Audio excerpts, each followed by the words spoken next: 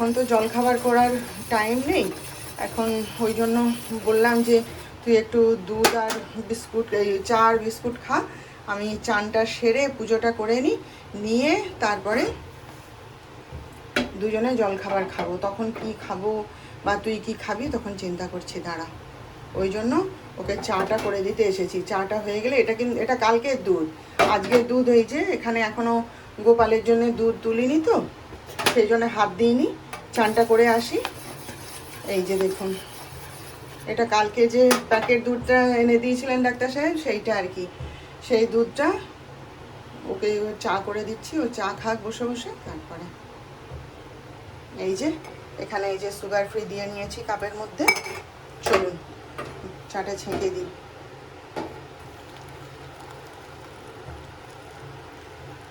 একদম পুরো 1 কাপ দুধের চা করে দিয়েছি।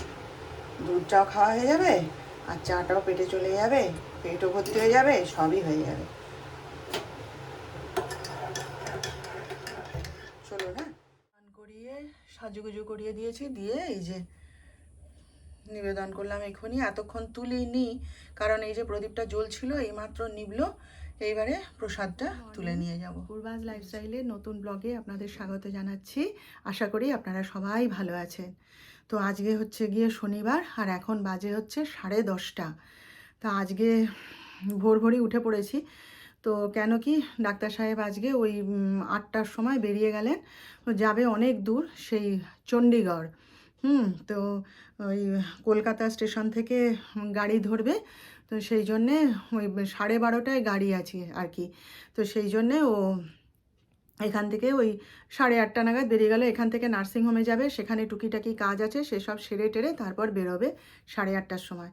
আমাদের গাড়িতে করেই গেছে, গিয়ে ওখানে ওকে গাড়িতে তুলে দিয়ে, আমাদের নার্সিংহোমেরও একজন যাবে সঙ্গে, একটি ছেলে, ওই যে আমাদের ম্যানেজার, সে যাবে। আর সে ওকে গাড়িতে তুলে দিয়ে একদম বসিয়ে তারপর গাড়ি ফিরবে আর কি। আমাদের ড্রাইভারই নিয়ে গেছে। তো সেই জন্য আজকে তাড়াতাড়ি উঠে পড়েছি। এখন অনেক দিনের ট্যুরে গেছে জানেন তো, নার্সিংহোমেরই কাজ নিয়ে গেছে, অনেক বড় কাজ। তো সেই সব সেরে টেরে তারপর আসতে এখন সে প্রায় 7-8 দিন হয়ে যাবে গেছে। তা সেই জন্যই ভোর ভোর উঠে পড়েছিলাম আর কি। তো কাজ টাজ সব সেরে টেরে নেওয়া হয়ে গেছে, এই মাত্র পুজো করে উঠলাম। ডাক্তার সাহেব একটা এত বড় পদ্ম নিয়ে এসেছিলেন কালকে, বলে গেছিলেন যে ওটা কিন্তু এই মাধবের পায়ে দিও, সেই জন্য এই কানাইয়ের পায়ে দিয়েছি আজকে পুজো করতে বসে। তাই পুজো টুজো করে উঠলাম, সব বাসি কাজটা সারা হয়ে গেছে। এইবার যিশুকে তো চা জলখাবার করে দিয়ে তারপরে এসছি, পুজো করতে বসেছি। এবার নিজে একটুখানি খাবো, খেয়ে তারপরে রান্না টান্না করবো আর কি। তো চলুন আপনারা সঙ্গে থাকুন, কাজ করতে করতেই গল্প করব, অনেক কথা আছে, অনেক গল্প আছে। চলুন আপনারা সঙ্গে। উঠে যাওয়ার আগে এই দেখুন ডিমের ঝোল করেছে নিজের জন্য আর ছেলের জন্য। হ্যাঁ, বলে যিশুর জন্য ডিমের ঝোল করে রেখে গেলাম। আর এই দেখুন ভাত করেছে, কি সুন্দর করেছে দেখছেন। আমাদের 3 জনের জন্যই ভাত করে নিয়েছে, নিয়ে নিজের জন্য ভাত আর ডিমের ঝোল সঙ্গে করে বেঁধে নিয়ে গেছে। কারণ ট্রেনের যে লাঞ্চ দেবে সে তো খাবে না, ওর সহ্য হয় না, ওই জন্য বানিয়ে নিয়ে গেছে। আর আমাদের জন্য ভাত আর যিশুর জন্যে ডিমের ঝোল করে রেখে গেছে। আর আমি এখন এই যে আনাজ কাটলাম, এইগুলো এখন সব বানাবো আর কি। সবজি, অনেক সবজি কিনে দিয়ে গেছে, তো না যদি খাই এসে ফ্রিজ খুলে দেখবে, দেখে এবারে চিৎকার করবে, খাওনি কেন, রেখে দিয়েছো কেন। ওই জন্যে যিশু বলছিল, মা শুধু ডাল আর পাঁপড় ভাজা করে নাও, নিয়ে খেয়ে নেবো, আর তোমার একটু মাছ করে নাও।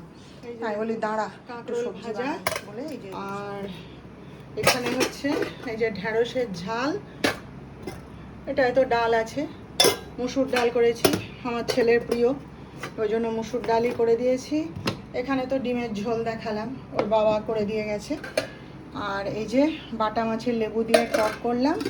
এখানে হচ্ছে পাঁপড় ভাজা, আর এখানে হচ্ছে এই যে 5 মিশালি একটা সবজি করেছি। ব্যাস, আর কি লাগবে। আর এই কাঁচা পেঁয়াজটাও দেখিয়ে দিচ্ছি, এটা একটু রেখেছি, এটা আমি আজকে একটু ভাত দিয়ে খাবো। ব্যাস, এই তো কত কি রান্না করেছি দেখছেন, দেখুন। আর কি করব রান্না।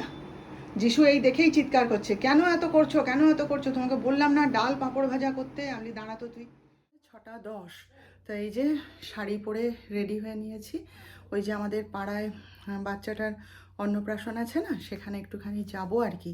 তো মা আর আমার যা যাবে বলে আমার দেওর বলে গেল, সেই জন্যই অপেক্ষা করছি। কিন্তু ব্যাপারটা হচ্ছে আমাকে একটুখানি ঘুরে এসে না আমাকে আবার সন্ধ্যা দিতে হবে, দিয়ে আবার কালকের পুজো আছে, একটুখানি যেতে হবে। তারপরে আমার মানে কেনাকাটা করতে একটু আলতা সিঁদুর, তারপরে দুধ, এগুলো কিনতে বাকি আছে। তারপরে হচ্ছে ঠাকুরের ফুল নেই, একটু ফুল আনবো, এই সমস্ত একটু যিশুকে নিয়েই যাব। যিশু বলছে আচ্ছা চলো আমি তোমাকে নামিয়ে দিয়ে তারপর বেরোবো। তো সেই জন্যই তাড়াহুড়ো করছি। তো ওই আমি ভাবছি কি জানেন, আমি আগে ঘুরে দেখা করে চলে আসি। একটা জামা আর একটু মিষ্টি কালকে কিনে এনে রেখেছিলাম, সেইটা নিয়ে আমি যাব, গিয়ে দেখা করে চলে আসব। তারপরে মা তার যখন যাবে যাবে, কি আমার যা যখন যাবে যাবে। হ্যাঁ, ওদের সঙ্গে ধরলে আমার হবে না, আমার অনেক কাজ বাকি আছে। সেই জন্যে যিশুও বলছে, বলে যাও তুমি দেখা করে চলে এসো, পরে আবার নয়তো দেখা করা যাবে। তো সেই জন্যেই এই যে রেডি হয়ে নিয়েছি, নিয়ে দেখা করে আসি। এই যে এই বাড়িটা, এই যে দেখুন সাজিয়েছে। তো আমাকে নামিয়ে দিয়ে যিশু আবার বেরোলো, কাজে গেল। আর বাইরে তো বৃষ্টি পড়ছে, বেরোবো বলে রেডি হচ্ছি, ব্যাস লোডশেডিং হয়ে গেল, প্রচণ্ড ঝড় উঠলো।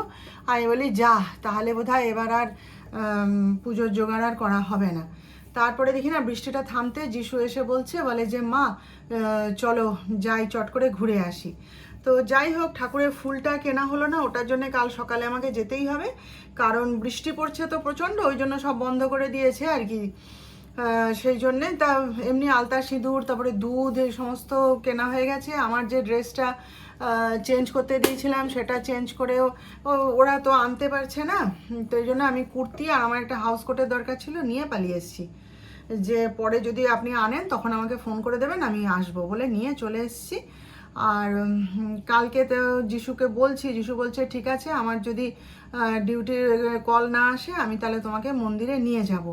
তো দেখা যাক কি হয়, এই আর কি। তো চলুন, একটু রান্নাবান্না তো করতে হবে, ছেলেটাকে তো রুটি খাবে, রুটি তরকারি একটু করে দেবো। আর ডাক্তার সাহেব তো আজকে কি করেছে জানেন না, সেই মানে ভোর 4টের সময় উঠে, সে তো ট্রেনের খাবার খাবে না, ওই জন্য ডিমের ঝোল ভাত সমস্ত করে রেখে দিয়ে টিয়ে নিজের জন্য।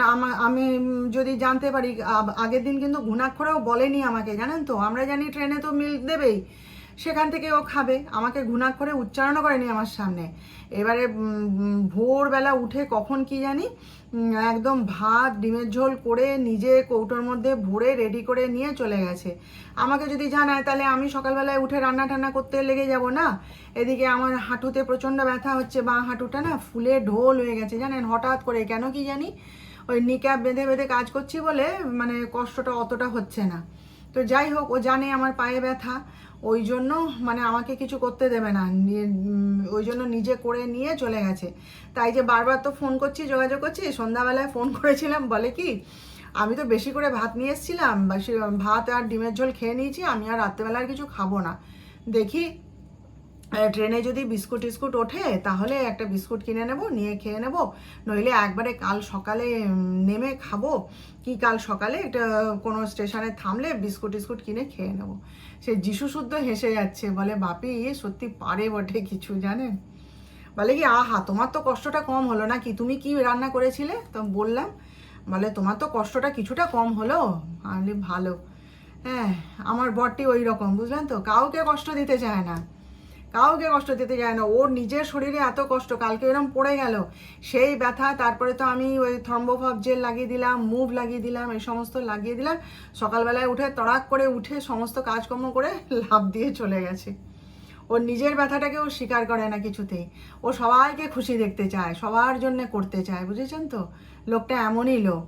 কিন্তু সব থেকে দুঃখ লাগে কি জানেন, ওকে মানে ও যে সবার মানে এত পরোপকারী লোক, সবার জন্য এত করে, কিন্তু ওকে কেউ বলতে ছাড়ে না, আমার এটাই খারাপ লাগে। যাই হোক, সেসব কথা বাদ দিন। আজকের দিনটা তাহলে তো খুব ভালোই কাটলো, একা একা সারাদিন কাজকর্ম করলাম, ভালোই কাটালাম। তো চলুন তাহলে আজকের মতন এখানেই রেখে দিচ্ছি। হ্যাঁ, আর তো কোনো কাজ নেই, একটু রুটি তরকারি করব, করে মা বেটায় খেয়ে নেব, ব্যাস। তাহলে কালকে আবার আপনাদের সঙ্গে দেখা হবে নতুন ব্লগে, নতুন বিষয় নিয়ে। আপনারা সবাই ভালো থাকবেন, আর আমার আজকের ভিডিওটা ভালো লেগে থাকলে একটা লাইক, শেয়ার ও সাবস্ক্রাইব।